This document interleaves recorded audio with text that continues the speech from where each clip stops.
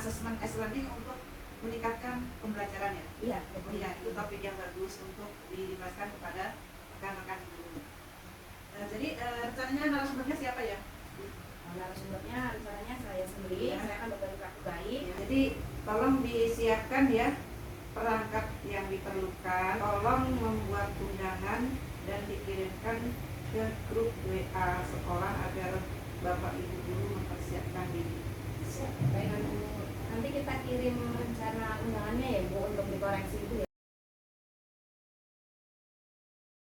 Jadi teman-teman, sesuai tema kita hari ini, yaitu kita akan belajar mengenai assessment. Assessment itu ada 3 ya teman-teman. Ada S-learning, co-learning, and learning. Jadi ada 3. Nah, kali ini kita akan belajarnya di S-learning.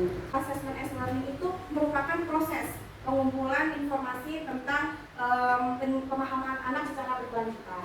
Jadi di situ tujuannya adalah memberikan umpan balik kepada siswa untuk dapat memperbaiki diri dan mencapai tujuan pembelajaran yang kita inginkan. Kenapa kita ketika membuat rubrik itu harus bersama dengan siswa agar siswa nanti tahu apa saja yang harus dinilai, apa saja yang menjadi fokus penilaian. Setelah nanti anak didik kita tahu, siswa tahu bahwa ada beberapa kriteria yang dinilai, diharapkan siswa mampu mencapai kriteria yang dimaksud. Kemudian kita bersama-sama dengan siswa membuat skor penilaian. Dalam CP menyampaikan informasi secara lisan untuk meyakinkan itu sesuai dengan kaidah dan konteks. Jadi siswa mempresentasikan apa yang mereka pahami, informasi yang mereka dapat secara lisan dan sesuai dengan kaidah dan konteks. Kemudian saya berbagi dengan siswa tentang apa saja nih kriteria yang akan kita nilai. Ada beberapa siswa yang berpendapat seperti rubrik pilih saya, yaitu yang pertama contoh kriteria penilaiannya yang kelas 5 mau adalah tentang penyampaian materinya.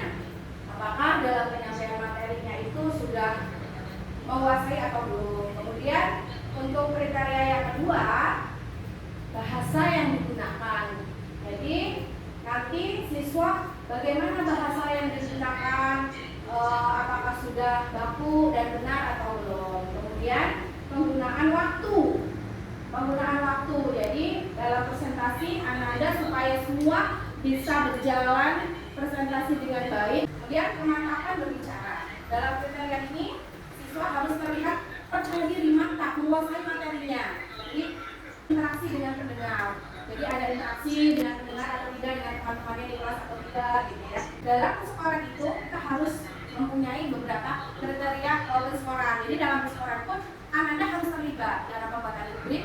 Bukan rubrik itu hanya guru yang membuat. Selama ini kan banyak rubrik yang membuat hanya guru. Tapi sebaiknya rubrik itu yang membuat bersama-sama dengan siswa. Kemudian nanti ketika presentasi semua siswa kita beri lembar penilaian. Misalnya Bu Novi presentasi, kemudian kita semua memberi nilai. Jadi 6 kriteria itu Bu Novi layak pada skor berapa? Nah skorannya adalah contoh nih penyampaian materi. Untuk skor 1, yang mendapat skor 1 berarti nilainya tinggi atau rendah? Rendah. Yang nilai tertinggi yaitu yang skornya 4. Nah, siswa kelas 5 meminta kalau yang dapat skor 1 itu adalah yang berpendapat yang materinya disampaikan tidak jelas, tidak relevan. Jadi misalnya mau menyampaikan materi tentang materi makanan, tetapi materi yang disampaikan itu tidak jelas. Kalau yang skor 2 yang bagaimana? Beberapa siswa berpendapat materi yang disampaikan mendapatkan skor nilai 4, yaitu yang materi yang disampaikan sangat jelas, relevan dan lengkap. Nah, setelah semua Ananda diberikan rubrik penilaian, kemudian kita semua menilai antar teman, ya.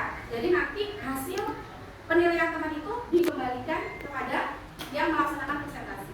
Kenapa? Supaya siswa yang melaksanakan presentasi itu dapat melihat di mana kekurangan dan